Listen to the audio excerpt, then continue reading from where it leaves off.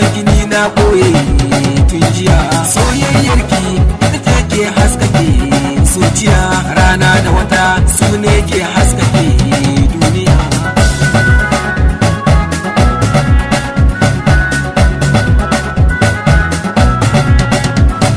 Rayuwa kenan ita take sa a tuna da matsayin jiya, a raba ni da ke tabbas ni zan bar duniya.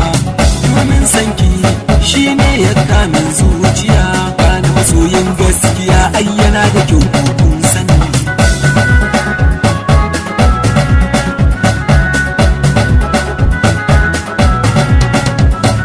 Karkiya da ni ke zan baiwa sirrin zuciya, na yarda da ke so mai so na ke ma kin sani. Kin yi guda haihuwa ko aure kin sani, shi mai laifi ai shi ne ke yin da na sani.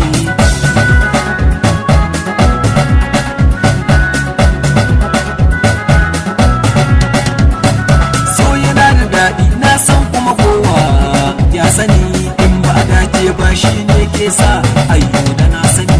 Kai san kuwa ba a haɗa su waɗe ne kuma kun sani, ba a shuka duma a ɗauka bewa kuma kun sani.